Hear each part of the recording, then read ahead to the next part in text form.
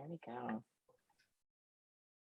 If you are not speaking, we ask that you please mute yourself during those times because we recognize that family members can yell out and cry out in the background at various occasions. So thank you. Fiore, after you. Good evening and welcome to The Voice as Herald. Our class today is co-taught by my lovely cohort, Don Doroga Voronin. Voronin. Voronin. I'll say it, the way he says it. And we're going to talk to you today about not just the act of being a herald, of how to use your voice as a herald, but how to use voice, how to be more efficient with it, how to be healthful and mindful with it, and how to employ techniques to make sure that not only are you projecting far enough, but your articulation is clear, your pacing is good, and you have all of the air and all of the alignment within your body to get it done without harming yourself. If the only thing you get at the end of this is some wonderful performance tips from Doroga and this much more ability to take care of your voice, I will be absolutely thrilled. Fiore is going to be handling the as a professional voice coach. We'll go through our introductions first, but I'll be talking about a lot of my experiences about how to actually handle various courts. I see some people with a lot more experience than me here, Miriam, who have a lot of experience in various running of courts and various other things. But again, I'm going to be talking about my experiences and the way that I have done it and the way I've seen other people do it. So first of all, Fiore, introductions, you want to go with that? Absolutely. So mundanely, I am known as Gina Razon, and I am the founder and CEO of Grow Voice LLC. We are a Boston-based voice and communication firm. For 2 decades, I've been helping people integrate their voices to communicate better. But previous to that, I spent 15 years as a professional opera singer in main stage and concert. So I come to voice use from a very theatrical background, but also from a line of theatricality that is about how do I make the most noise with the least effort and the most health possible. Our biggest opera house here in the United States has 4,000 seats. And yes, I could get to the last one without causing any issues here. So that is what we're trying to, what I'm trying to impart today is a little bit of my expertise on how do you get the volume, but with a healthful, breathful sound. I'm Doroga Voronin, mundanely Doug Kozlowski. My voice experience in the SCA, I'll first talk about the SCA. In the SCA, I'm a Deputy Troubadour Herald, which is field heraldry for fights and tournaments.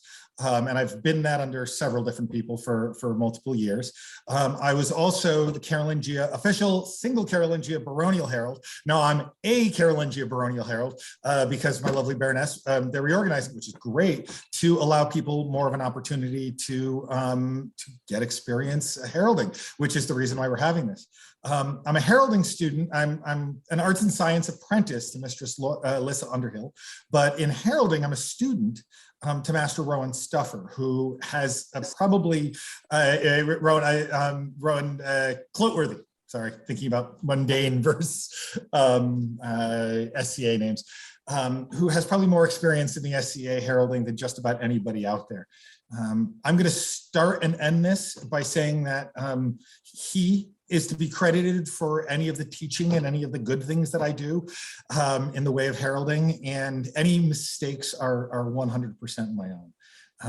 In mundanely, my experience with heralding, I do not have any formal voice coaching other than through Rowan, as well as Elena, my fiance, who really has given me a lot of coaching around my projection and my ability to do it without hurting myself.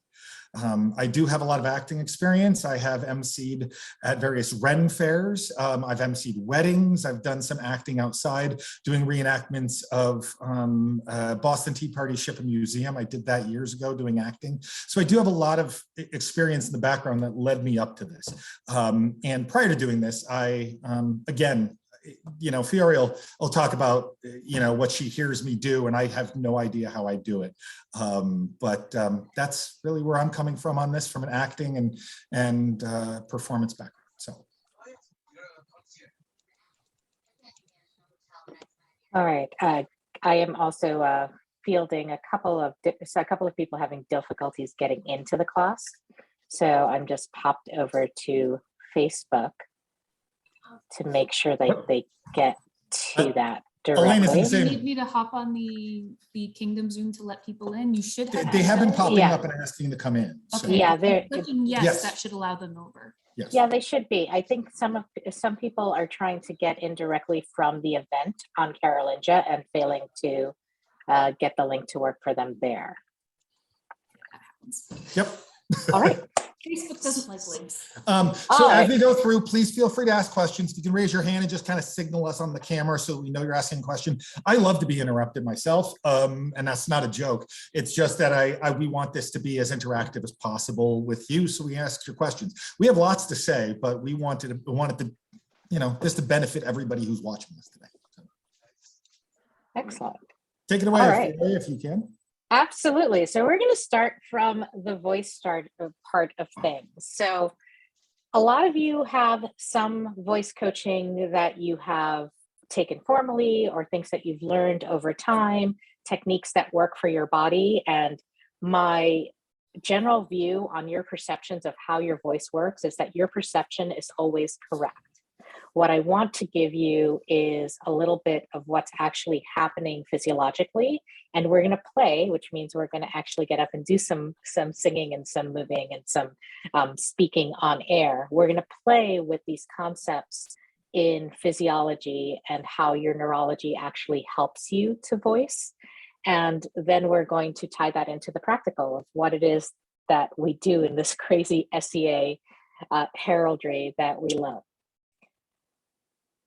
So one of the things that I always start out with is this concept of the fact that we call these two tissues inside of our larynx the vocal folds.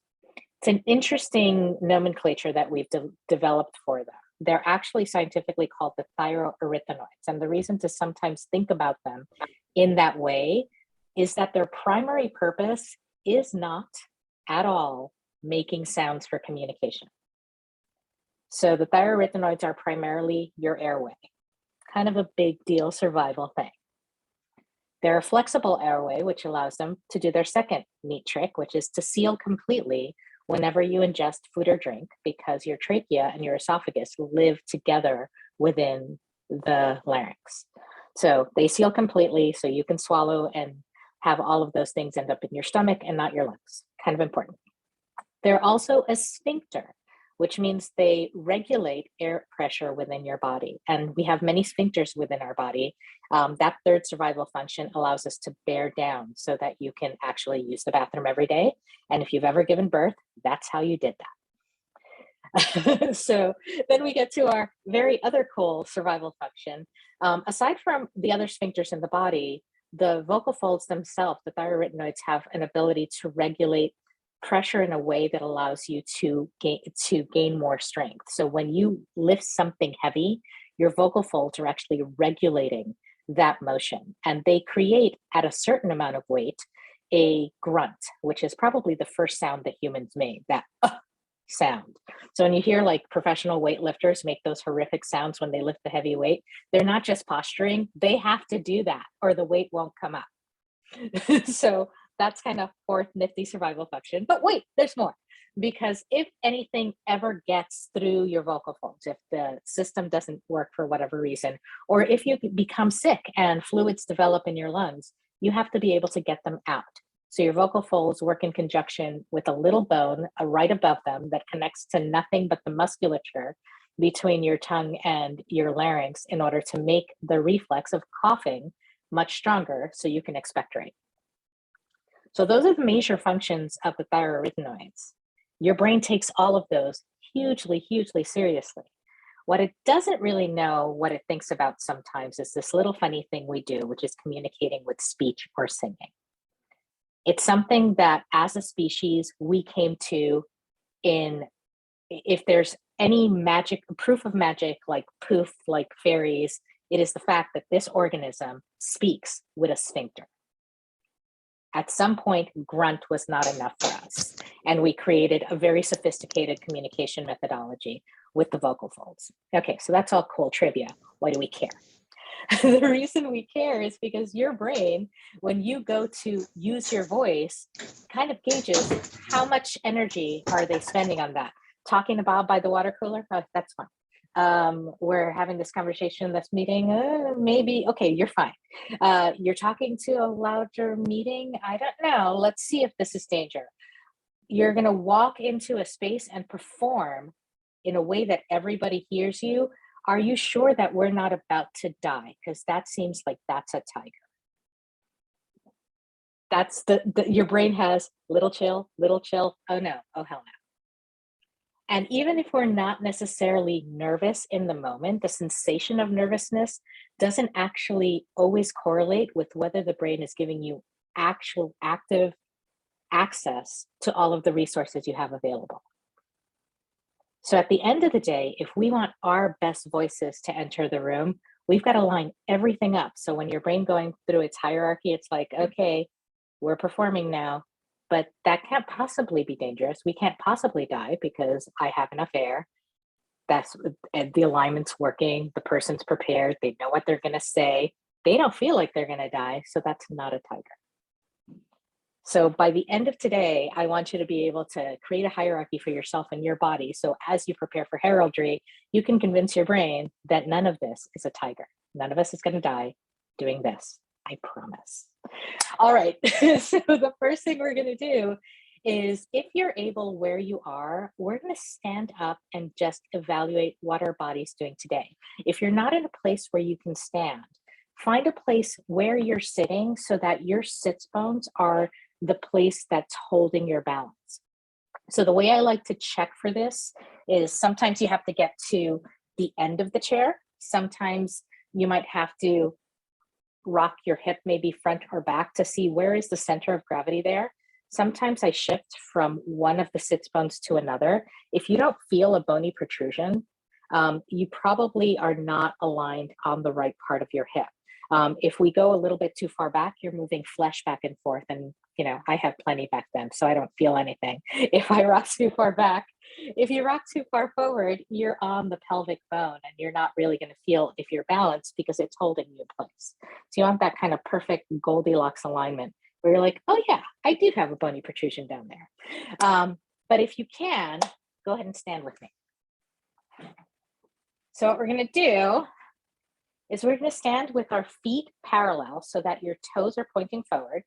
You want your feet to be either shoulder width apart or just a little bit more in than that. But what you want is this sensation that I'm standing in a stance where I could very easily step in any direction, maybe not quickly, but I have this idea that I'm not fixed. My balance could move in any direction. And even as you're seated, you might have to find what is that place where if I needed to reach for something in any direction, my body could give me that motion. Because what we're looking for is a state of readiness for an activity, which is going to be voicing. All right. So our feet are parallel. We're in this position where we could move, we feel active. We want our knees to be a little bit bent so that they don't lock, because when our knees lock, we have very little time in terms of how much air our poor little feet are going to get. And we're also checking that the hips are aligned. I just kind of do a little merengue in place, moving my hip side to side, and check if anything feels like I have a little hitch in my giddy up. That happens, unfortunately, more and more these days. And then as we're going up, just checking with, okay, does my rib cage move? Do my shoulders move? Can I move my arms? And then lastly, where is my head in this whole thing? So once we're in a place where you feel like your body feels like it could do a thing, then we're going to wake up the body to what does it feel like to actually have an awareness of the sensation in your body. And I'm going to teach you an exercise that I love to do for this purpose. If you have 1 minute to warm up, you don't necessarily need to warm up your voice. You can warm up your body and cover both things. So if you have one minute, one thing to do, this is what I'm going to ask you to do. While you're walking, and in our position, we're just going to like kind of stay here and move side to side. move front and back. You're not going to think of moving distance because we want to stay in our views. If you're seated, make sure that your seat isn't a stagnant seat. Like find a place where you can feel like there's some sort of play in your body. And we're going to activate our sensation by going into micro movements. So first you're going to take, actually we'll do it one hand at a time. You're going to take your pinky and you're going to move it in all the ways that the pinky could possibly move. So I'm going to move it so it touches my palm, and I'm going to move it around. I'm going to make little circles. And it doesn't take very long for your ring finger to start moving of its own accord. When you start moving your pinky, go ahead and let it. So you don't have to isolate any of the fingers. So I start moving my pinky and my ring finger, and almost immediately my middle finger wants to take part, so let it. Once these three fingers are moving, you're going to notice that your pointer just starts moving. It kind of ignores you. It doesn't even wait for you to let it. As you're doing these four fingers, your thumb, which has been ignoring you this entire time, is developing a little tension through the meat of your hand.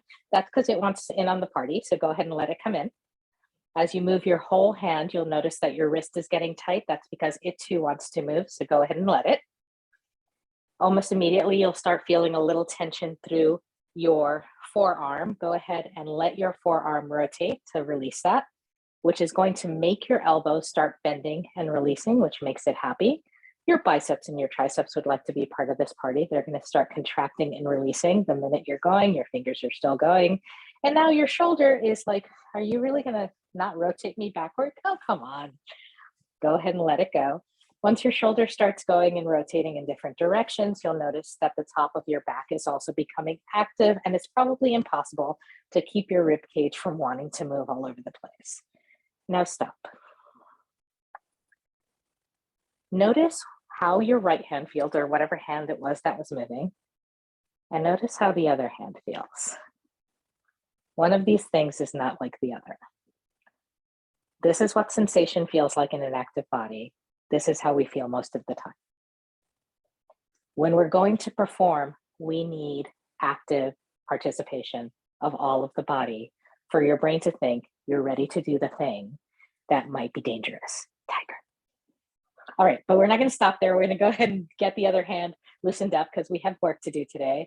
I'm going to do a little faster now. Pinky, ring finger, middle finger, pointer, thumb, wrist, forearm, elbow, bicep and tricep. Go ahead and let that shoulder be a little free. Bring your shoulder blade into it. That activates the rib cage.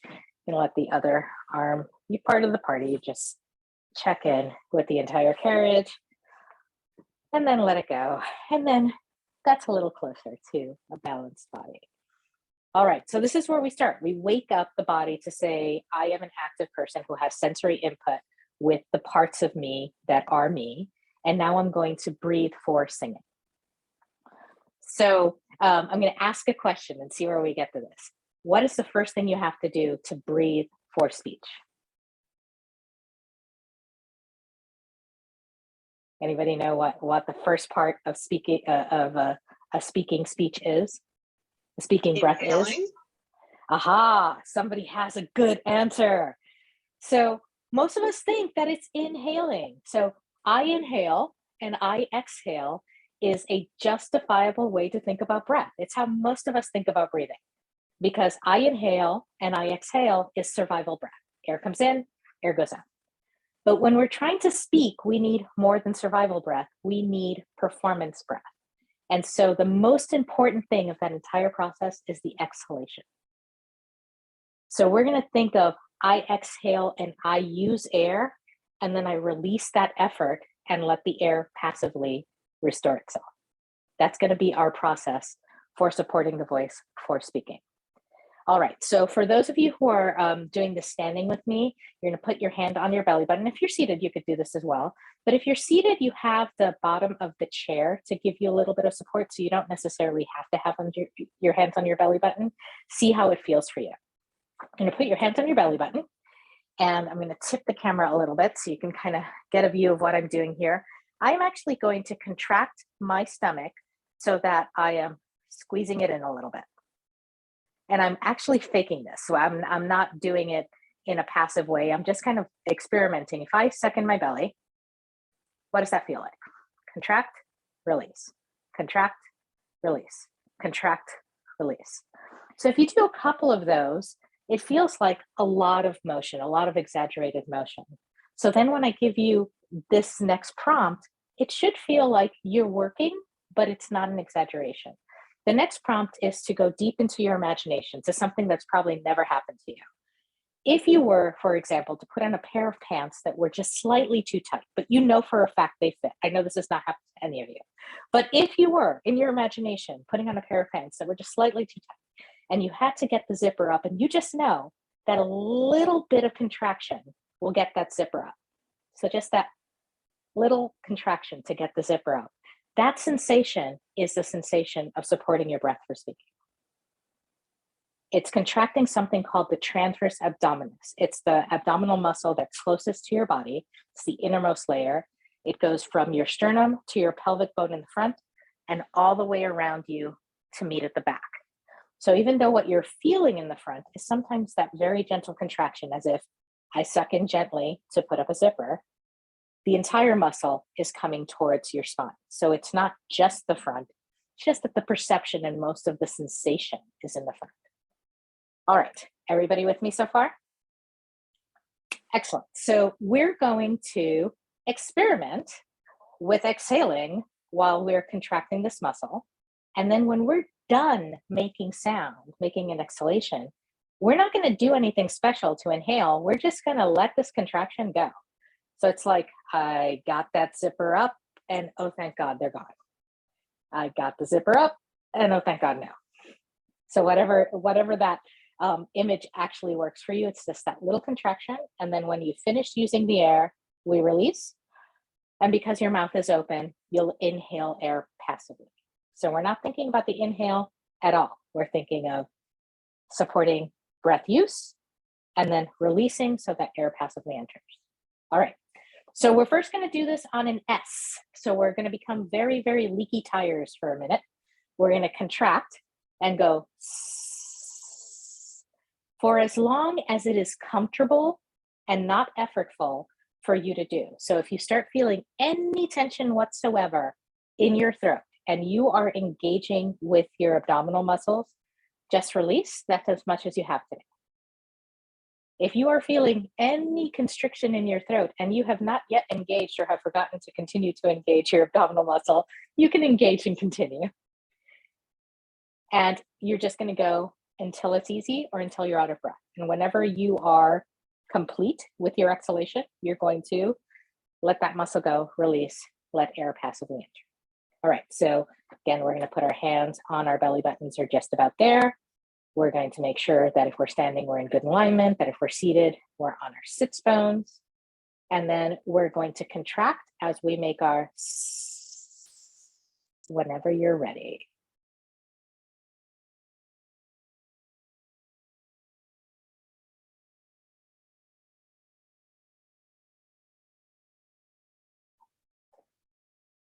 And then when you get to the end of your breath or the end of that experience for you, just release it.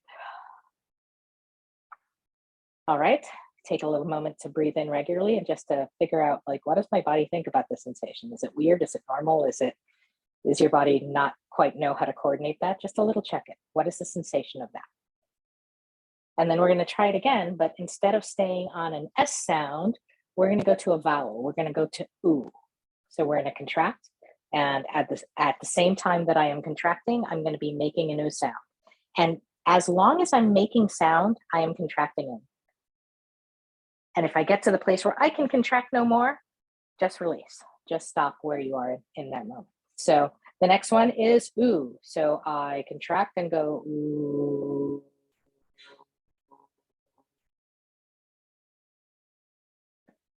And then when I get to the end of that experience for myself, I release this muscle, let air passively enter.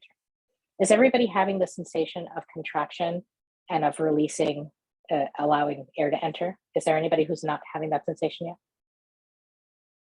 All right, looks good so far. All right, so now we're gonna we're gonna up the ante. So the first thing is I'm just gonna exhale noisy on S. Now I'm gonna exhale on an oo, on a vowel. Now we're gonna turn it into some sounds that could be word-like, but they don't really have a strong meaning.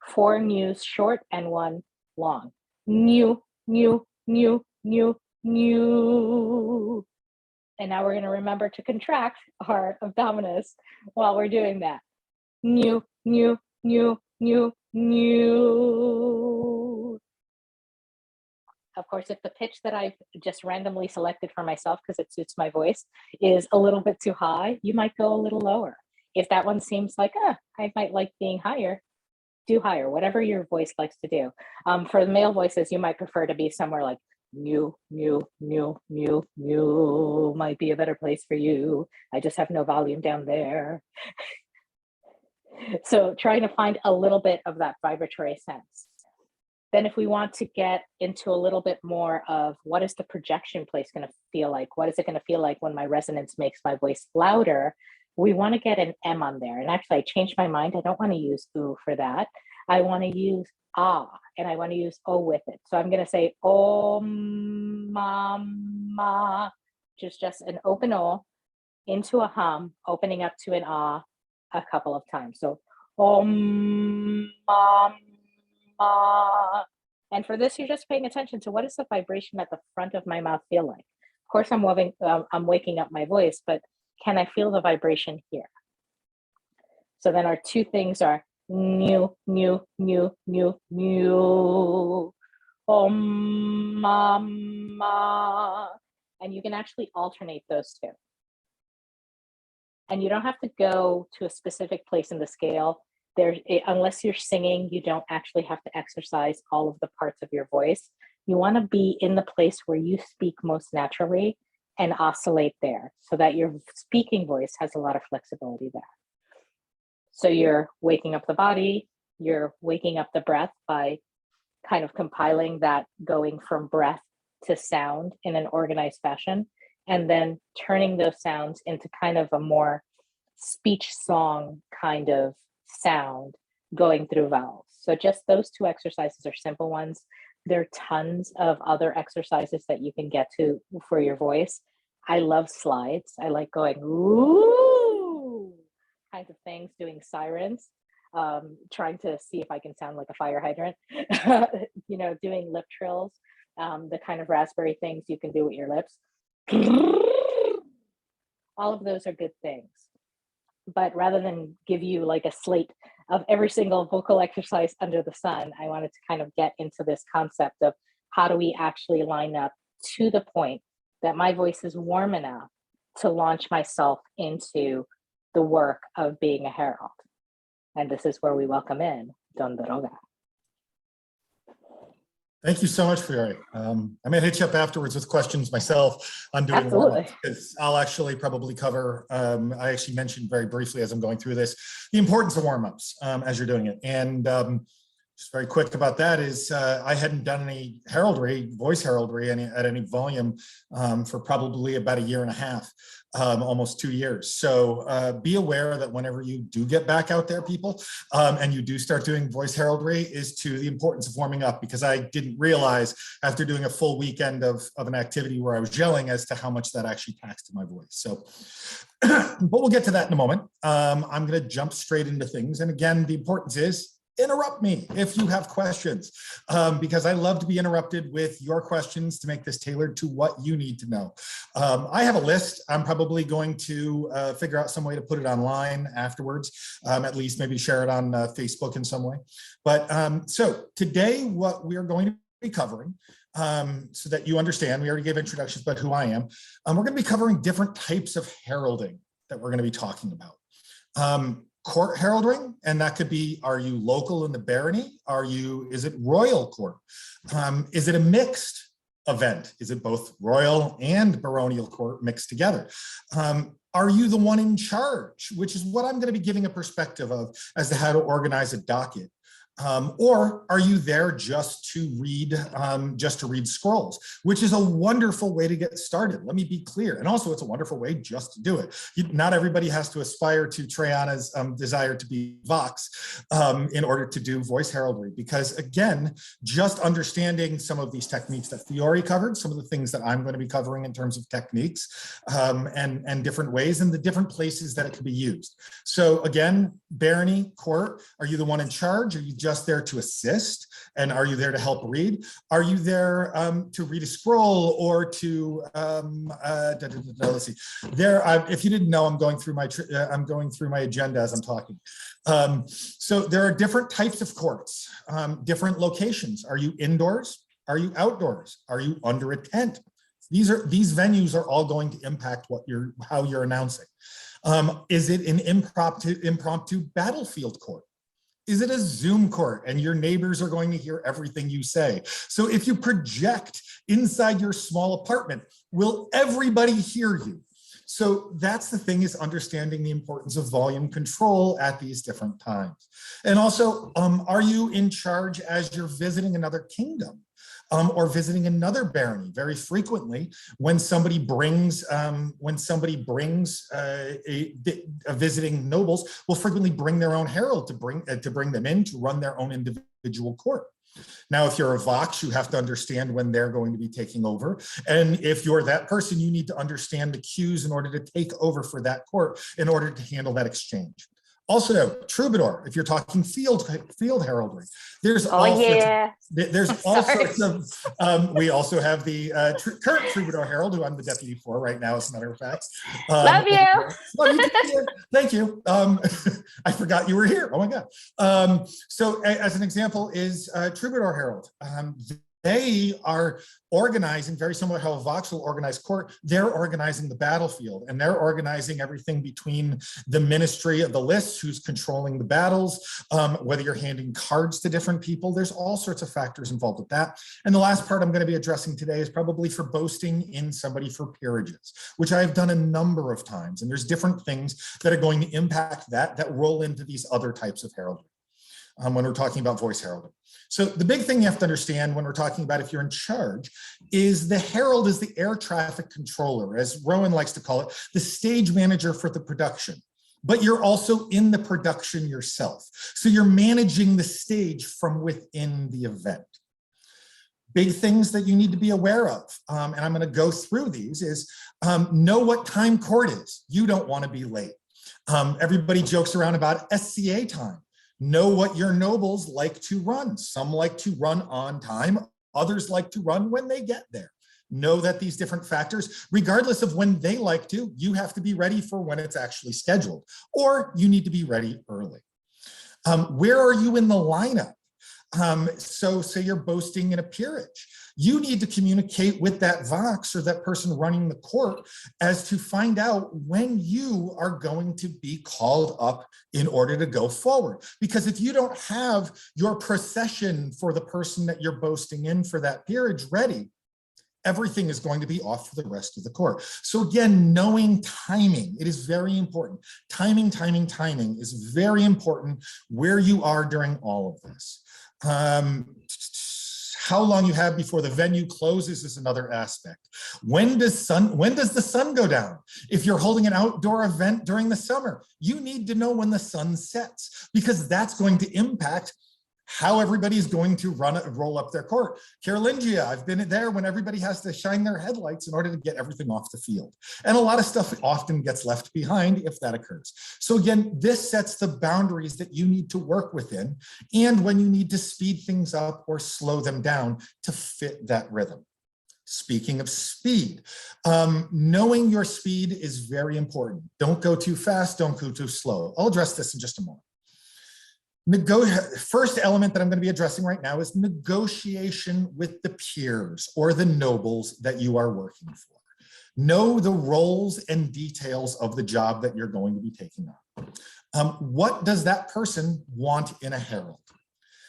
Do they want somebody who's more reserved and formal, more heard and not seen to say that in some ways? Do they want more of a free form, banter, and a comedy type of interaction with their herald? Maybe you're going to get a balance of both. It doesn't have to just be one slapstick after another. It doesn't just have to be completely formal the entire time. There's often a balance between the two. Lighthearted or solemn. Know what your nobles primarily like when you're doing this. Also, know yourself. Can you improv? Can you be more formal? I actually had to learn how to be more formal. That was one of the things that I learned from Rowan as well as Elena, how to fix my posture, not use my oh yeah, pro wrestling voice. It's a different technique than when you're doing oh yeah. When you're doing those two different types, it is a different composure that you need for those two different venues. Also, within the Troubadour, I'm not going to announce everybody with the pro wrestling voice. I'm going to save that for a special moment. So again, know yourself, know what you're good at, know what you're capable of, be willing to push that and learn something else new, but know what you're capable of so that you can mesh that with the expectations of your nobles. I'm going to get into the importance of water in a little bit. Care of the voice as you're doing this. And cough drops. Yeah. Don't spoil the cough drop line, okay? We all trained under the three of us here have trained under the same person. We know about our cough drops. The next step I'm going to be talking about right now is the importance of when you're doing this as a herald is understand it's not about you. It's not about you as the herald. You're there to make other people look better. Make it about them. Make it about the nobles. Make it about the person that's receiving that award.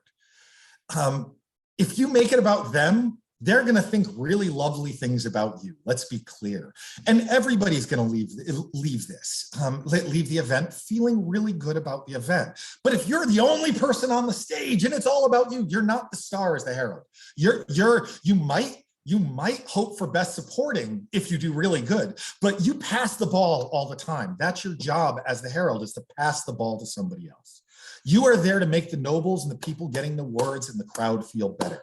It's not about you. Understand that. This is not about ego. It really isn't. And that's where it comes into being important about feedback. Yes, Violet. I have some friends who have had stage fright about being a herald, and I have specifically told them, nobody pays attention to. They're paying attention to the people that you are talking about. Absolutely. Yeah. And I have an entire section here on mistakes. And the importance of those. Exactly. And but the thing is, everybody sees the world through their own eyes. And the whole purpose of being a herald is to help people, to enhance the vision of other people as they look at other people. It's not about you, it's not about your own eyes. But yeah, stage fright is a huge thing. It really is. And that's why there's different ways to introduce. And this is why Her Excellency Fiore and His Excellency want to introduce as many people to heraldry as possible, which is why she asked me to be a part of this and to give as many people an opportunity to try this out. So starting out, where does everything start out as a herald other than warm-ups? It's the procession. What order do people walk into court in? This affects both boasting. This affects how you're doing as the herald. Who's going to line them up? That's the question. Is it your job? That's great. If it's not, be okay with stepping back. I've boasted people in for court where it was somebody else's, where they put somebody else as the master of ceremonies to line everybody up. And I'm like, great, that's fine. But I've also had to be the cat wrangler to put everybody in certain order. The thing is, you have to know what order they need to be in if you are the person doing that organization. Is it from low order of precedence to the big folks in the back? Is it from the big folks in the front to the little folks in the back in terms of order of precedence?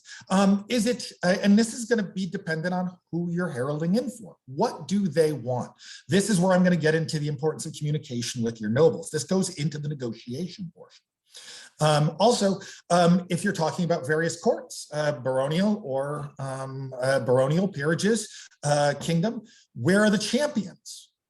Where do they want the champions for them? Where do they want their retainers? Where do they want their flags? Where do they want items of state? If you're talking about coronations, there's often an item of state that has to come in that is a piece of ground from the West Kingdom. And where do they want that? Do they want that brought in first? Do they want that dramatically with the sun shining on it carried in at the very end? Where do they want that, and what emphasis do they want on all of these different things? Another element is know how far you have to walk. Know how long you need to speak. hey, you know what? The first time I ever did anything for a formal court outside of was when I gave a speech for Brennan and Keelan. They asked me to be the voice of the populace. I had this great speech written out. Then I got there and I walked up the center of the cathedral and I realized, oh God, this is too long. I ran over to Elena and we're taking a pen and crossing out lines. Okay, we don't need this one. We don't need this one. We don't need this one. Be willing to understand that your speech is dependent on the distance within you that you have to walk, the speed with which you walk, and the speed with which you speak. And you have to moderate all of those to make people understand what you're saying, understand the importance of what you're saying, and not be standing up there with a line of people while you finish your 20-minute long poem. There is a complete thing. And so understanding that, and also I've had really far ways to walk where I've had to slow my speech down. As you can tell, that's a little bit difficult for me on occasion because I do have a tendency to speak fast and I have to understand to drop that speed down. So again, I do this by preparing my walk ahead of time. I actually have seen people, and I do this, and I really recommend it if you are doing any of these type of things to processions, is pace this out. Before court begins, when you know court's going to begin, way ahead of time, sometime in the afternoon, take your speech, take what you think, walk that out and figure out what pace you want to do. Practice timing. Elena is coming over right now because she wants to speak too. Interruptions are important in court because sometimes other people want to say something. Elena. As a person with joint issues and disabilities who's had to go through those, also remember, we have a lot of very broken people who can't walk fast. So what seems like a good, moderate, fast, but solid speed to you, you might end up, I've seen it where it's super stretched out because half the staff, people in the line can't walk that fast. Know who's with you, know how they can walk as well. Absolutely, and thank you. Also know if there's stages involved and whether people have to go up steps. Deanna? Sometimes you have to negotiate with musicians who want to play a fanfare. Absolutely. So this happened last weekend where I coordinated with the herald that was going to introduce their majesties so that we had a fanfare ready, and he was just knowing how much you may or may not want to talk. And sometimes heralds are okay with that and sometimes they're not. So sometimes negotiating with musicians is also something to think about. Thank you so much. I really appreciate that. These are other factors that I haven't encountered musicians myself, but absolutely. That is a huge factor when you're coming in, especially if you're raising somebody up to an ANS award in performance art. They're gonna have a lot of friends who are musicians who want to be part of this. So again, absolutely. So prepare the walk and prepare your speech ahead of time, which goes along is, do you want to prepare your speech ahead of time? Do you want to know how you're going to be drawing up for that person? Do they want their wards just listed? I've seen people go, the order of this, the order of this, the order of this, the order of this. That's fine. Is that what they want? I've written poetry. God bless me, God bless Elena for helping me write poetry for people coming in. Know, again, what you have. Some people improv it. Some people can get up there and they're like, yeah, it's all about this person, and they'll improv it like crazy. I don't have that ability. I like to be prepared. I like to write things up ahead of time and adjust them as needed. Figure out where you are and know your personal style. Next, the docket. Who owns the docket? The docket is the list of activities, if somebody's new, that are going to occur in court. Who owns it? Is it the nobles? Sometimes the nobles want to own the docket and they'll say, like, here, this is what's going on. Other times you're the one preparing. They're like, hands off, I don't care what happens. And again, sometimes it's a combination of both. When I was working with Thomas and Razia, we had a Google Doc for an Excel sheet. And she would add that, Razi would add that to it ahead of time so that I would know what to do, and I would print that out and I would bring it with me. in that I would be prepared to change things because things change on the fly. Be prepared to change them. How do you organize the docket? This is something Rowan was very, very important about. He loves a deck of cards. He loves to have his index cards. He uses them for several things. He has a set for himself. He has a set for the nobles. He sets them in front of the nobles so the nobles know exactly who's coming up, and they can say some wonderful things about somebody they might not know a lot about because that's all written down on that card. Perhaps there's a phonetic writing of the person's name. That's wonderful. I'll get to that in a minute. But the thing is, I love a piece of paper. He doesn't. Another famous, Alice McIntosh, famous, talking about heralds. Alice is actually a lawyer, and she has said to Rowan that she does not use a deck of cards, and she was taught that in law school because that deck of cards, even if you write your numbers on it, you can drop that deck of cards, and then you're screwed because you don't know what order things are in. She probably memorizes it. I'm not necessarily like that. I love a piece of paper, and I love an edited piece of paper. I've already edited this several times since the other day, but even as I ran through this, you'll see all of my notes. And this is just from my other day when I was talking to Fiore and I was doing my run through on this because I like to prepare and I like to run through things ahead of time. So, and again, so know how you do it. Deck of cards, piece of paper, have something that you can actually, so that you can work with. This will your choice between the deck of cards and the piece of paper may change depending on how many pieces of business you have. Yes, absolutely. Sometimes you might be able to write down, if I'm giving just if I'm just boasting somebody in very quickly, I might have my entire boast on a card.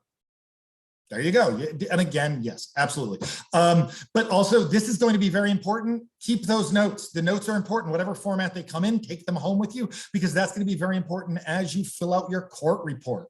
If you go into the Baronial Herald thing, you're going to have to fill out a court report. Your kingdom, this is how people get things onto the order of precedence. This is how people get their awards recorded. So again, having those notes with you, say, no, I have a great memory. Well, you know what? You better have that in order to know people's names, how to spell their names when you submit that court report. So again, court reports are important. Cards for the nobles, I talked about that. Be flexible with the order and be prepared for things to change. Things will come in there at the last minute. You will have also, if they're having champions that day, you're not going to have the name of the champions ahead of time if the champion's just won. So you need to be able to write that in, find out where you want that inserted. So again, things are going to change. What is the order of the awards being received that day? Is it small to big? Building up to a crescendo of the peerages? Is it in the opposite direction? Rowan was saying he loves to actually go small to big. Small, exactly. I see Triana moving her hand because she learned from Rowan. You're playing with the audience. You're bringing them along for the journey so that they're like, everybody who gets their awards that I don't like is going to be at the end. You want to tease them, keep them there the whole time. What is your baronial or kingdom procedures? They vary. Know your kingdom procedures. Carolingia, how we give awards. The person who's receiving the award, the barony award, knows ahead of time that they're getting it that day. The procedure is typically the head of the order is going to speak for that person, and they're going to be called up. But that can vary. Is the head of the order not there? Is somebody substituting for them? Are the Baron and Baroness speaking for them instead that time? Know that things can change, and within baronies they can change. Scrolls, medallions, make sure you have them. Make sure you know if your barony or kingdom does not hand out scrolls or medallions. Carolingia does not hand out scrolls. It just doesn't happen, and a lot of baronies don't do that. Medallions, how many medallions are there? 1, 5, 10? Who has them in the audience that is going to bring them forward? These are things that the herald needs to know. I'm getting to the toy boxes too. But thank you very much. I appreciate all of these messages, as a matter of fact. And yes, anybody can get in touch with me afterwards. Somebody's asking about that as well. So scrolls or medallions, know your kingdom procedures. Who has the items to be handed out for the awards? Who has those scrolls? Make sure you know that if you're Vox, that's a whole different level of organization that I have watched from afar and been cringed at the amount of organization that needs to go into that. Are they in the right order? And if you're a master or herald, how much do your nobles like to screw with you? Be prepared for change. Rowan shared a great story about one of the kings that he used to work with that used to like to test him. Oh, Rowan is so organized. He knows things from start to finish. This king would reach into a stack of awards, pull it out and go, I want to do this one next, and smile at him. These are the type of things, but that's a relationship with those nobles. Let's be clear that you don't typically have that happen. But these are the type of things that pressure under fire. So again, who has the items? What do the nobles want to do every time that is consistent? When do they want to address the populace? These are things you'll always have on your Google Doc. Thanking the stewards, the children, newcomers, toy box. When do they want to hand out tokens to any or all of these individuals? These are things that you need to consider. And if you're stepping into new nobles and they've never run this court before, they might need some education from you as the herald. You as the herald might need education from them as to how they want to do their court. The thing is, yes, this is where the negotiations happen. How do they end court? Do they process out very formally? Do they go, poof, we're gone, bye? I've seen both happen. Yes, everybody, you're free to go. You know, depending on how late and whether it's night and whether anybody can see the procession, that might change in the moment too. So know how court handles this business. Also be aware and know what business is skipped. This is where your notes are important. Who is there? Who isn't there? That didn't get an award, and that needs to go over to the next item of it. That needs to go over to the next court. When is that person going to be at court? These are the type of things that you're going to have to work. Or, if I may, or if you're going to read it in regardless of the person being there so that it goes on docket and then can go to Shepherd's Crook and yada, yada, blah, blah. Absolutely. Perfect example. Thank you very much. And I really appreciate that because as an example, it was my first official walking nobles into a court, and it happened to be Brennan and Keelan into the mid. And I was walking them into a foreign court. The big instructions I received from Brennan as he looked at me, not knowing how much experience I had, I don't want an international incident. And I was okay with those instructions because I didn't either. So we walk into court, I give all of the things, and Brennan and Keelan are there to give one of the members of the mid an award. They make the announcement. That person is not there. Somebody goes, I'll run and get them. So they run and get them.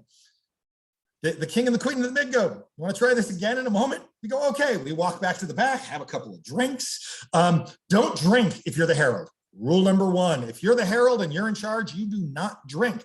You do not want to be intoxicated or altered in any way when you are running court.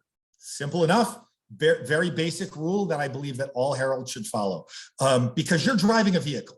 This vehicle can cause international wrecks. It can cause you, if you announce the wrong name, you pronounce the wrong name, you're ruining that person. You can ruin that person's name that day. And again, it's about the people, and you need to be in charge of your faculties as you're doing this. Because again, people's emotions are at stake here, and how you put on the show is very important to the people that are watching the show and participating in it with you. I'm going to pop in also from Vocal Health Land. Please. Alcohol and the voice are not a good combination. Most of the injuries I see in my practice is from people actually drinking and just using their voice in normal settings where they suddenly got a little loud, or they used a little bit too much air or a little bit too much volume. But the fact that they have alcohol in their system makes your vocal folds that much more susceptible to what we call bleeds and polyps. So it's not a pretty scene if you get yourself into that situation. If you want to celebrate afterwards, please celebrate afterwards. I would just really, I'm also too nervous. And the last thing I want to do is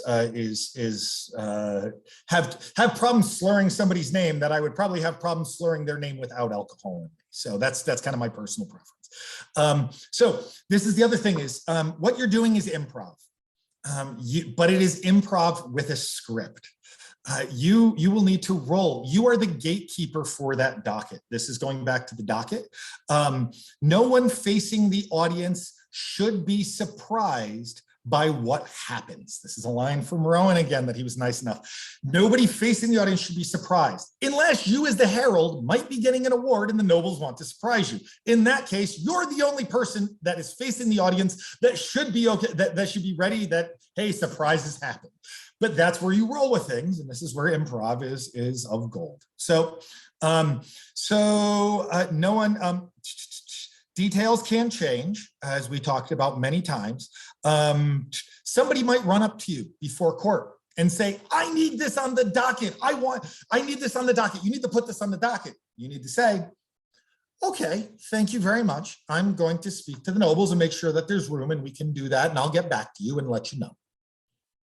You are the gatekeeper. People should come into you. If they go to the nobles and say, hey, I want this on the docket, and you don't know that that's going to be on the docket, people need to know that you as the herald, at least the primary herald, are the gatekeeper for that docket.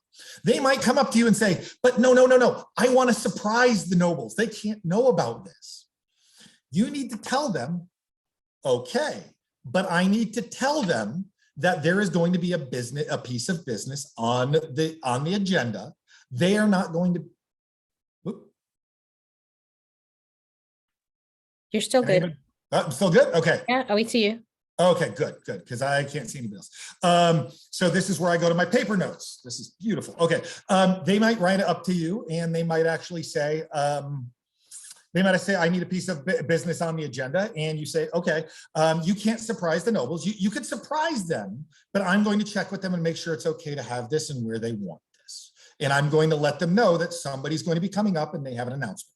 And again, your relationship with the nobles and that communication is very important as to whether they want to be surprised, because the people the royals are the ones who make that decision in the end. And whoever's approaching you needs to understand that. Collect things that might not be known at the start, like the names of the tournament winners. I already covered that. So now moving into the next section, I'm going to be going into the techniques and the influences on the herald. This is going to be branching off of some of the stuff Fiore said, as a matter of fact, but it's going to be more from my my non-voice, professional voice level business and how the different things. Warm up if possible. Beware of the last time you projected, and understand that your instrument will go out of tune if you don't use it. And you might pay the price afterwards. I did a LARP where, strangely enough, I'm a herald at a LARP. What a coincidence. And I do a lot of announcing for an entire weekend. More than I do for just a day of SCA. But after that weekend, because I hadn't used it in 2 years since I'd done SCA or LARP, I was raspy the next day. I had a headache again the next day. And I had to understand that was because I'm like, why did this happen? But it's because I was out of practice. I was out of practice, the proper projection and the coming from the right location, that stuff that Fiore was telling you. And so again, know that this is a factor and know that you might need to warm up before this happens. Next one is learn how to pronounce the names ahead of time. Understand that takes time to learn those names. Know who's getting the award. Phonetic cues on paper are wonderful as well. Do not assume that a name is easy or that you know how to say it because you've called that person that name for years, because that person might have just been really nice and considered you an idiot that didn't know how to spell their name, and or say their name. And that's okay. Oh, well, that's Doroga. He always calls me that. But you don't want to call them that in a kingdom court. So the thing is, run those names by somebody else and say them in front of somebody else before you do that. Know that names are very difficult, especially in the SCA, to say, and saying them appropriately. People spend a lot of time researching their names. They care about their names. Try to say those names correctly. You'll make mistakes. I get to that, but understand. Treyana, yes? And be willing to apologize, in fact, eager to apologize, because brains are an interesting thing. And sometimes, even when you've practiced the word cinnamon a million times, now standing in front of the whole room full of people, it will not come out with all the letters in the right order. I was going to get to this under the mistakes category, but I'll shove it in right now. Oh, yes, Siobhan. And I'm messing up that name right now, aren't I? Everybody gets my name wrong. That's all I'm gonna say. Siobhan, yes. And we had another question as well, Doroga, if we can. Yes, please. Yeah. Siobhan. Oh, you were just saying because your name, and I totally screwed it up to prove the point, right? I'm really good at that. That's all I can say. See, rolling with it and making sure everybody understands. I'm sorry. There you go. Next question. I'm sorry. The hand up is Kane and Annis. Do you still have a question? That's, yeah. So actually, I was just going to offer a bit of educational resource. As Troubadour, I have been working on putting together a database of pronunciations for names, direct from the people who have named themselves. So, so that is a resource that is available.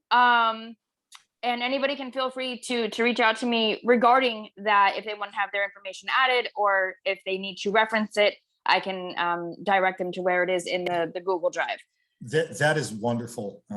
Thank you so much, Anne. I know, and also learn how to read phonetic cues because that's a separate language unto itself. As the first time a phonetic sheet was put in front of me, and I'm like, can you just why is part of this? Yeah, why is part of this all in capitals? I don't, what? I'm like, it's an A with a line over it. Okay, no. And I've been corrected on that, and I've learned from those experiences. So phonetic cues on paper, do not assume a name and easy. Know their pronouns and know how they want their persona to be addressed. Some people have different genders for their persona. Some people have no gender for their persona, or a different binary. Now, again, know how the person wants to be addressed and address them how they want to be addressed. Not how you think it is, not how somebody thinks they are, but know how that person wants to be addressed themselves. If you're addressing somebody to court and you're calling them in and they have titles, one of the things, and again, I suck at speaking French, but you know what? Marechal Remy I learned how to pronounce Remy, Master Remy, title appropriately. I can't pronounce his last name. You see how I just stopped that right there? De la Montagne. Yeah, De la Montagne. De la Montagne. But Marechal, and people like to be introduced because, again, it's something they're proud of. So know how they want to be introduced, know their titles, know how to pronounce the titles that they want. And there's massive varieties of people that have the same rank in the SCA or master title, but have different ways or different names of pronouncing it for all of the different titles and different ranks within the SCA. Tell your nobles, so know how they want to be addressed. Make sure you tell your nobles how they want to be addressed. Don't let your nobles misgender somebody just because they don't know the person. So make sure that they're aware of this as well. Prepare and do not assume anything when you're running court. If you can ask the person, ask them directly. If not, ask someone very, very, very close to them how to do this. And if your job is also a detective, if you don't know how to do it and you don't know this person, hey, who knows this person that I can speak to right now? You need to be very upfront and tell somebody that you need to find somebody that knows them very well and knows how to pronounce their name. This goes the same for scrolls in foreign languages you might not be comfortable with. Don't try to pronounce a scroll that I would never pronounce a scroll in French. I would be willing to allow somebody else to do that. We have so many heralds. We have so many people in the SCA that are so knowledgeable. Be willing to let somebody else shine with their knowledge base, whether they're speaking Yiddish, whatever language that is. I read a Latin scroll once. I took a few semesters of Latin in college, but you know what I did that night before, I got that Latin right up ahead of time. And I spent that entire night, a couple of hours in my room, reading those Latin words, getting them to flow off my tongue, knowing where I was going to put that pronunciation within that. So again, if you can have something ahead of time, especially with scrolls, understand that those are things that will benefit you as the herald when you're talking about languages that you don't know. Yeah, and there are people who enjoy doing that. So I don't herald at all, but I am a stunt Italian scroll reader. So because it's a language that I speak, I've had to read out a couple of scrolls in Italian just because the herald that day was like, oh, hell no.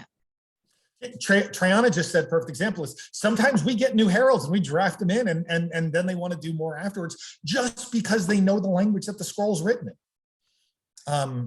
Perhaps they're the people who wrote the scroll. They're normally a scribe or somebody who wrote the poetry for it and they know how to do it. So let them do it. They're the ones who actually wrote it. And it'll make it even more personal to the person who's receiving it. Okay, ask for help from somebody you trust. As you're doing things in speed, what I do is, for example, when I MC fencing demonstrations, I have Elena. She is in the background. In fact, she's in the background right now. So if I screw up, she's going to stand up and go, she's going to do all sorts. Oh no, she's done this before too. Trust me. Oh yeah, no, Triana nailed that one. Want to share them so people can see the example? Yeah. Okay. Perfect example. Okay. Here she is. She's going to come over. So as I'm giving emceeing and I'm keeping my eye out in the corner of my eye to watch Elena. Elena will talk about some of the signals you give me. So a couple of different cues for timing. We'll often prep those ahead of time of do you need, so like time check, how many minutes if you have a longer space. A lot of times, slow it down. Slow it down. You're talking too loud for the venue. Yeah. Raise up for the venue. I don't have the talking too quiet for the venue very frequently. So I'm not laughing at that. That's fine. Draw it out. Know those hand signals from your friend, from your confidant who will able to help you to learn it. And again, this could be from the Vox or from somebody else who's willing to do that and say, hey, I always start out whenever I'm giving a speech, like if I talk too fast, anybody can interrupt me. Not in court, but I'm talking about when I'm giving one of these classes and say, hey, can you repeat that again for me? This is when I'm giving classes. And this is where all of this stuff we're talking about right now, dockets can benefit you as an individual who does stuff through agendas. Know what's on your agenda, know how you're giving a meeting, a Zoom meeting. Again, all of this stuff is very important. So again, know those hand signals, know somebody you trust. Remove the ego and understand that you're just trying to do a good job and somebody might be able to give you that outside perspective on it. Look up, not down at your paper. It affects your projection. If I stand like this, you're not, and especially if I'm holding a very thick scroll, you're not going to hear anything.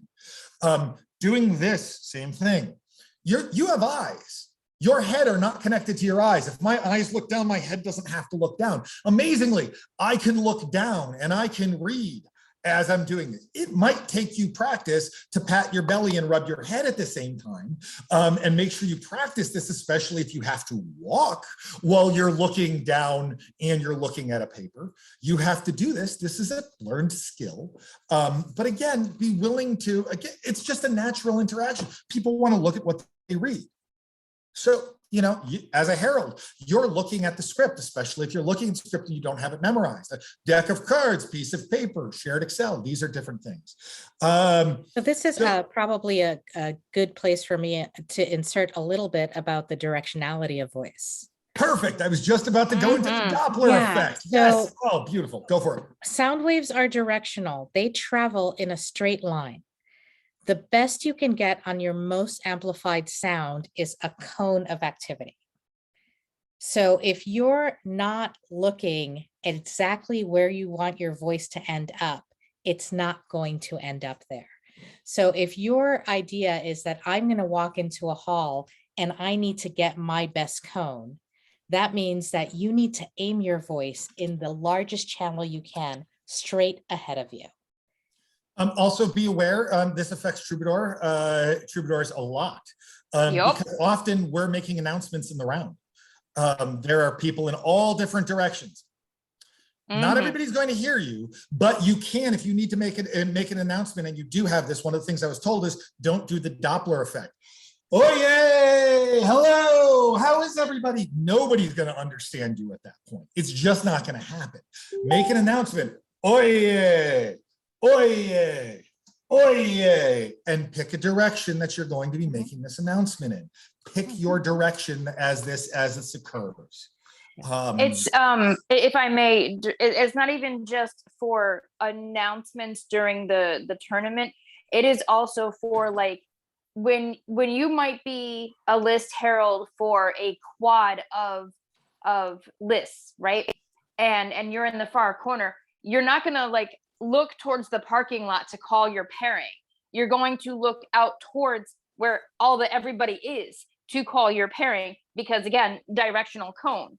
Yep, So yeah, same thing. know where the people that you're calling are and where you want that to go. Absolutely. And you have to make on the spot decisions about which direction you want to go in. Hey, you know what? There's more people on this side and it's a huge round. I need to go there. Know when it's your turn. Field heralds know this as well.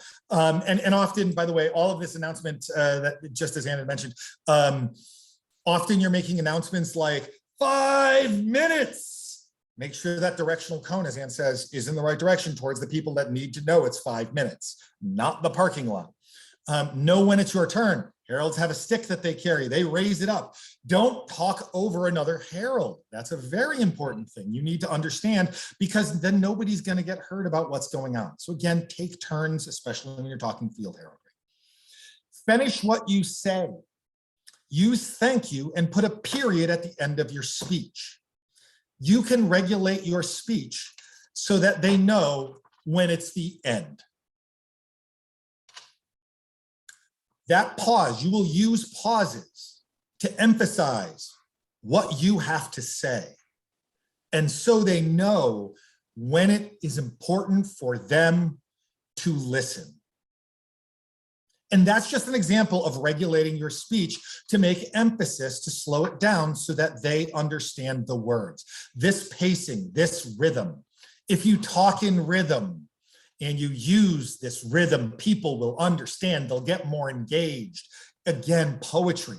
This is where you're engaging them and you're bringing them along for the ride. You can talk in a monotone.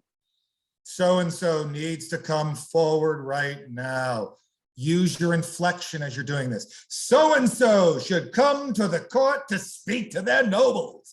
However you're doing this, know that this is important with this inflection. Finish what you say, use thank you, put periods at the end. Find your mark. Do not wobble or fidget.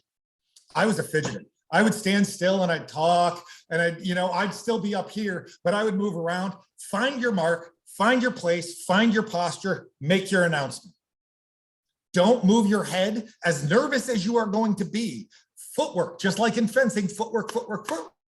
Keep your feet still while you're talking. Don't move around.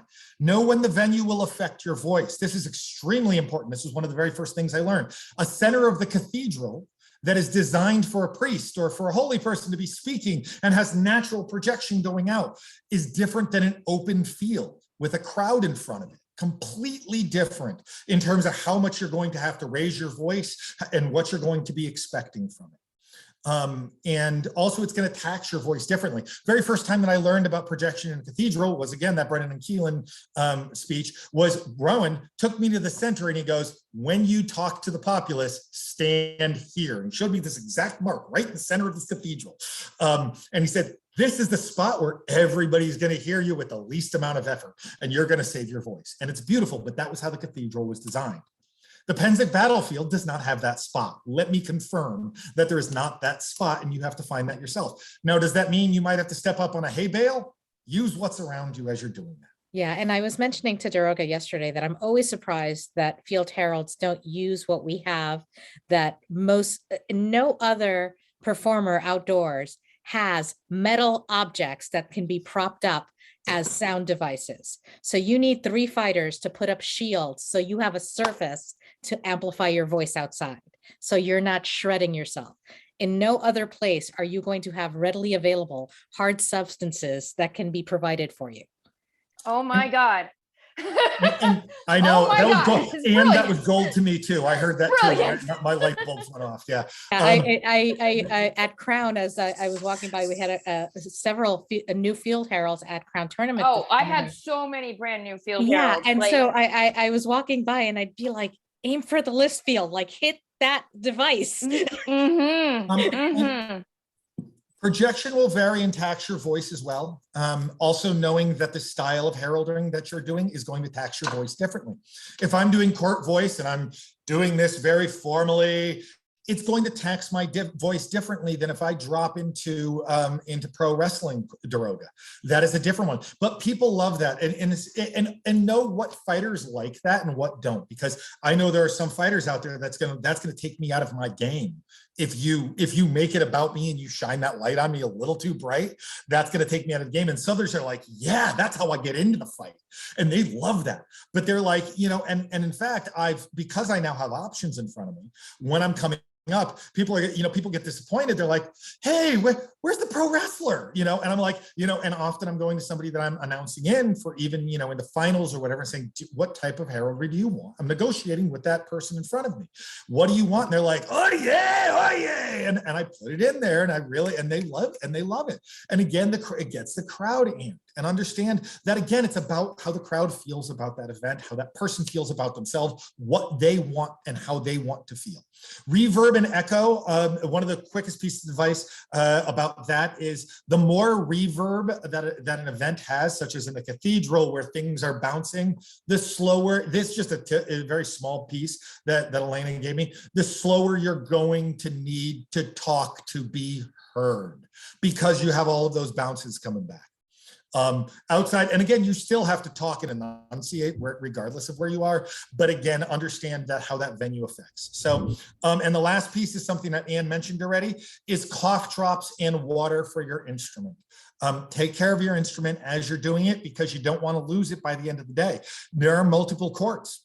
There are an entire day of troubadour, of fights that need to be announced. If you are wasted through helping for one thing and you can't do your job at the end of the day, understand that all of that, you need to pace yourself and know what you have in front of you. So again, planning. Last is be okay with making mistakes. This is where I talked about, I think I skipped over this. Be okay with making mistakes. They happen. That's what learning is. Mistakes are where the learning occurs, and don't beat yourself up. If you mispronounce something in court, don't go, it's going to ruin the rest of the court. Damn it, everybody's going to hate me. No, just shut the hell up. Put that on the inside, worry about that later. This isn't about you. Roll with it. I like to have people laugh at me. I don't mind. Laugh at me, because I just screwed up, people. Perfect example. I was walking into court and it was a Carolingia fighter event, and I was announcing, and we had somebody in our I forget if they were prince of another kingdom or somebody visiting from another kingdom. And I learned very fast that I hated the name of this kingdom because I'd been pronouncing it wrong for years. Meridies, damn it, I did it again. Okay, that's exactly what I did that day. And I did it just there. That's exactly what I did. And I stood in the back of the court prepping this, because I'm like, okay, I know how to prep. I'm like, Meridies. Hey, Meridies, Prince of Meridies. Meridies is the best, Meridies. And I said it like 15, 20 times in the back, and I'm like, I got Meridies, I got it. And I get up to the front in front of the king and the queen, and I'm like, and I bring before you the Prince of Meridies. And I'm like, oh. And Brennan just goes, what? And I'm like, and I'm just like, and everybody laughed, because I tend to put affect into it to make people laugh, because and so Meridies, as you can tell through me even just telling you about my mistake, I still have an issue with certain words. Know where your words are, where your issues are with certain words, and if you've learned them wrong, and be okay with making those mistakes. Rowan talked about another great one where he introduced, prior to us having two of the same gender individuals for a sovereign and consort, he introduced the princess and the princess of the East.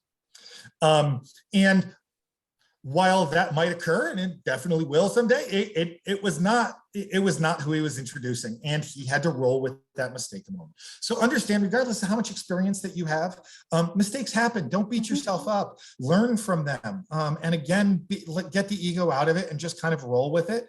And again, be willing to apologize, but don't go, I'm sorry. That's taking it about you. It's not about you. It's about them. And again, roll with it. Apologies don't do anything in the moment other than slowing it down. So move it along, make it, again, understand that everybody makes mistakes as they do this. Afterwards, make sure that you, aftercare, make sure you hand over the scrolls or the scroll protectors or anything you're in charge of that somebody needs to get a hold of afterwards. Communicate with your nobles so that they know what was moved to the next time. And make sure that they don't have anything that they need to tell you about afterwards that they forgot or that they were told about. And also file your, and make sure, however that is, whether you talk to them after court, whether you talk to them through email, whether you talk to them afterwards. If you're just assisting, go up and ask for a little bit of feedback saying, hey, can you give me feedback on how I did? If you don't have the time now, can you give me some feedback later on? Often telling somebody before so that they know to listen to give you feedback. I learned this through fencing. If I fence somebody and I go, hey, what did you see? They're gonna be like, I wasn't paying attention. But if I go to somebody beforehand and I go, hey, can you watch me and pay attention to how I'm doing? And I do this with Elena all the time. That's why I'm here. That's why she's here right now, to tell me what I screwed up on this presentation today. And to tell me afterwards and to give me feedback so I can improve the next time. So I go up to somebody and I go, hey, perfect example, if Triana is the Vox, I'm gonna go, Triana, can you listen to me as I'm doing this and watch how I'm doing this to make sure I'm doing it right? And then tell me afterwards. Yeah, absolutely. But that'll give her, she'll turn on those watching glasses as opposed to trying to recall in a memory that might not have been focused for that moment. So again, be willing to ask for feedback, be willing, prep people for that feedback, and again, don't give unsolicited feedback. Don't say, wow, you can really work on that. Don't give anybody unsolicited feedback. Maybe say, hey, would you like feedback of how you do, or don't even, just don't. Just say, hey, I'm open to giving feedback if anybody wants it. Triana, yes. Oh, you're muted. You're muted. I would add the caveat to that if you're running court, if you're Vox, either for Kingdom Court or for Bruno Court, and you have somebody reading a piece of business in the court that you're running and you've noticed that they've improved something remarkably, definitely let them know. That's the kind of unsolicited feedback that is always welcome. Be free, be very free with compliments. Be very reserved with criticism. That's just how you should always be. I think that's just a lesson for life. That's beyond just heralding. So again, and remember, we're all here to encourage and bring up new people in this and to support them as they learn. That's the whole purpose of Fiore being here. And I'm so happy to see Triana and Anne and all of these other people that have some great experience that can toss some music. And again, these are the type of people that are here to really encourage new heralds. And we don't want to quash anybody's dream or anybody's voice. And we want to say, like, oh, I'm really horrible at speaking. I'm like, well, are you sure? We can try it out, and give it a shot, and just give it a shot. Come on. We always can use more heralds, especially at larger events, like regardless of what it is. And we're always willing to bring people into those type of things. And the last bit of news is file your court report if you're in charge of that. Always file your court report, because people can't have that put onto their OP, and it can't be official, especially if it's kingdom level awards or whatever, unless it's official. And so that's your job. If that's your job, that's your job. Don't drop that. Don't drop that. So I wanted to hop on to your previous thought about people who might think like, I'm not a good speaker, I'm not sure if I can do it, or I'm not loud enough, or my voice is pretty small, or there are any number of things that people will say when it's time to do some sort of public voice use, where they have the desire maybe, or they feel like they could have the desire, but they feel like they don't have the gift, or they don't have the talent, or they don't have the ability. And after 35 plus years now of very high level voice use, I can tell you that talent does not exist. It's not true. It's bucket. I love you for that. I It's do. buckets. I love you for that. and I mean, people might say, oh, you have a really loud voice, Doroga, but you know what? I've been doing various voice things for 20 years. Probably doing it wrong for a good portion of that. Until Can I reveal your trick we talked about that you didn't even know you were doing? I don't know what that is, but sure, go for it, because that's short-term. Doroga is a natural bone conductor. So he uses the bone structures of his body as an amplifier. So he's going to be louder than anybody who hasn't either done that naturally before or learned how to do it. I'm super curious what my trick is. Yeah, it's the equivalent of being being ADD and having all of these coping mechanisms that you've done for years. Yes, I didn't learn how to actually these specific techniques, but I did them wrong for long enough that I became good at them. Here's Elena. She's going to tell you something. So when I first met this guy, he was so loud. I used to teach public speaking and do various things and sing opera and whatnot, not nearly as good as Fiore.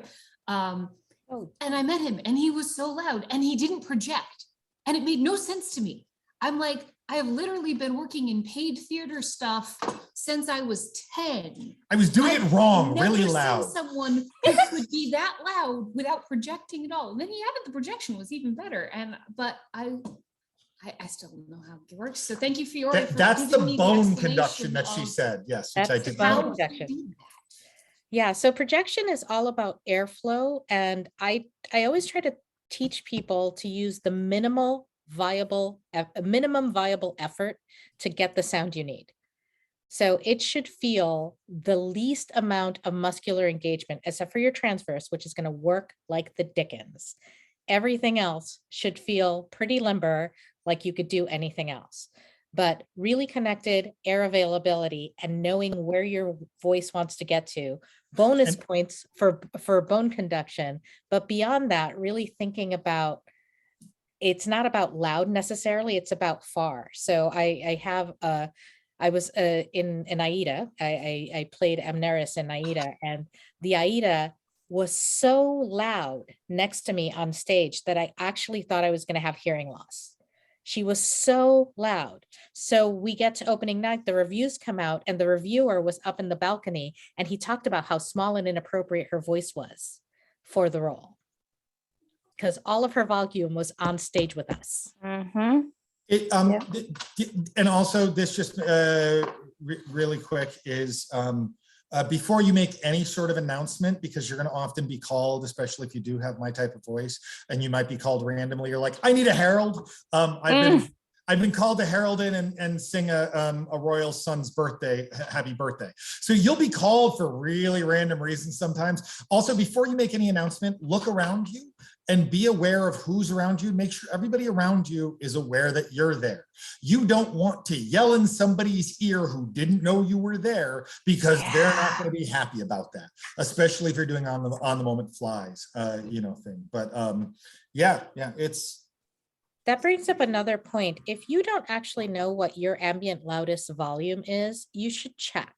So there are apps for your phone that are decibel meters, and you should have a decibel meter available, because what you want to make sure is that you don't sustain 100 hertz for any amount of time, not just because of the hearing loss that people around you might develop, but also because your voice will just get shredded there. So your maximum hertz when you're speaking to amplify into a large space that is enclosed is probably 65, 70 hertz.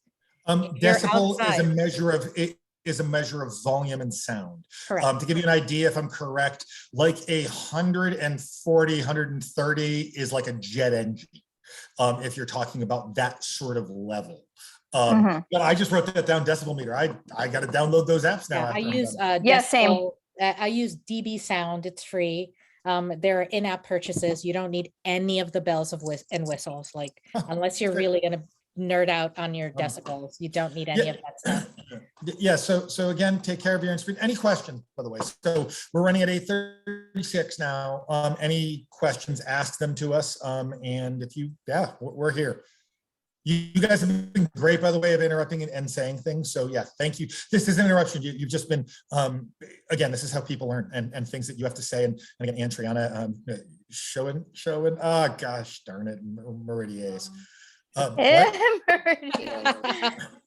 Anybody who's helped today, thank you. It's about you making this today occur. So questions? Or comments or things that you would like to add anything. To the research. I have a question. Can I be friends with Fiore, because I think that needs to happen. I think Your Excellency, I need to be friends with you. I'm totally with it. She's my Baroness. Yes, absolutely. Yeah. Find me on Facebook right now. It's all good. Fiore is wonderful, and it's been an honor that she asked me to do this with her. And this class was amazing, and so I would just for my own part, I will say thank you so much for all of the knowledge, especially coming from different backgrounds. because the voice is such a unique tool that it can be used in so many different ways. It's really great to have the different input, and I'm super appreciative of you guys doing this from both perspectives. It's amazing. And I'm really appreciative of Fiore for doing this, as well as for the people who spoke up today and told me about the different considerations, who have more experience doing the organization and doing the projection than I do. There's always more to learn, always. So I have a comment and question. Yeah, I mean, I came not to necessarily add to what you had to say, but to hear what you guys both had to say. Excellent. Angus, you had a question? Oh yeah, a comment and a question actually. The comment was, I forget the woman that started before you, and you did a fantastic job, by the way, but I sent her a message about how she mentioned about that zipper technique. If you always say use your diaphragm, I don't know what a diaphragm is, but you know, that freaking struck home with me. I have no problem getting in front of people, and I've done it a million times, but I tend to use my throat, and that awakened me. Or she mentioned about the ooh technique while you're doing that, like, you know, like then you just you got that tight pair of pants, you just zip them up, and you trying to use the word ooh, and that really clicked, and I appreciate that. So Excellent. that was the comment. A big thing for me that somebody once told me that I didn't even realize is posture. Stand up straight, that changed my whole world and made me a lot more formal, which is what I needed. You know, and also stand still, plant your feet. These are big things that alter, just little things that alter everything. The stand still thing was a huge thing for me too. I had a tendency to pace in my everyday life. I pace. And so learning to stand still was one of the hardest things for me as a herald. But it just reaps dividends. It really does. And I have a question too. Absolutely. Go ahead. Yeah, go for it. The gentleman I was just talking to, I forget the guy, the other host here. Doroga. You kept mentioning Rowan. Is that from Bacal? Yes, correct. Master Rowan. Yes, absolutely. That's He's a it. good man. I was curious. He's a good man. Yep. No, he's as I said, I'm his student in heralding. I'm an apprentice for ANS to Lissa, but Master Rowan is yeah, he has more experience being Vach. He's been you know, every kind of herald. Yeah, just every, you know, forget about Shepherd's Crook. Troubadour. He's been Troubadour, he's been Shepherd's Crook. Yeah, what's the Brigantian? He's been Brigantia, he's been Shepherd's Crook, he's been Troubadour, he's been Vox, My wife and I just went to hung out with him and his girlfriend the other day. He's a great man. He's a good guy. He really is. Excellent. Any other questions from folks before we turn off the recording that anybody else might want to know? I have a comment that the Fiore, when she was mentioning the posture and she went through all of the stages of the posture, it's remarkably similar to archery posture. And I thought that was brilliant. That's awesome. Yeah, so it's one of the things that I pay more attention to than posture is alignment, because some of you have commented on how you had a lot of movement and you had to learn stillness. You're going to encounter heralds who have a lot of tension and they have to encounter movement. Yep. So it's not one size fits all. If somebody comes in and they're super, super tight, their transverse isn't going anywhere because they're already just bound up. So you have to teach them how to take a couple of steps. You have to teach them how to expand their body and actually introduce movement. So it's like it's the trying to create the antidote for whatever it is that you're fighting against. If you have too much physical energy, yeah, you have to center that. But if you have no physical energy, you need to find a place to find a little bit of give. That's, yeah, all sides. Siobhan? Doroga, I sent you a friend request because I need help for like this weekend. So I'm quite serious about this. So if you can get in touch with me via private message on Facebook. Yeah, sure. I would. Absolutely. I'll do what I can. I can't promise anything, but I'll do what I can. I'm at the panic stage right now. Sure. What are you doing? Never mind. I'll message you. We'll find out. Don't worry about it. Okay. Any other thoughts, questions, comments? Yeah, all Persian hit me up on Christians Facebook. I tend to friend people in the SCA pretty. I do as well. regularly. You know, I'm going to put my email. I should sign up for a Kingdom email, but I don't. So there we go. So that's my personal email. Feel free to hit me up there if you have any questions as well. If you're not on Facebook, because not everybody's on Facebook. Yeah, but actually, as Peter said, for archery, he saw connections with archery. I saw connections with fencing. I do Spanish fencing, and there's a lot of upright posture and centering for that too. So actually, it's very interesting to hear. And again, those are the things that you're going to bring your own personal life to this, because that's what it is. Everybody is very unique, and that's what makes this a wonderful thing. You find your own voice. And ooh, that's a good way to end it. Let's stop there. Let's stop there.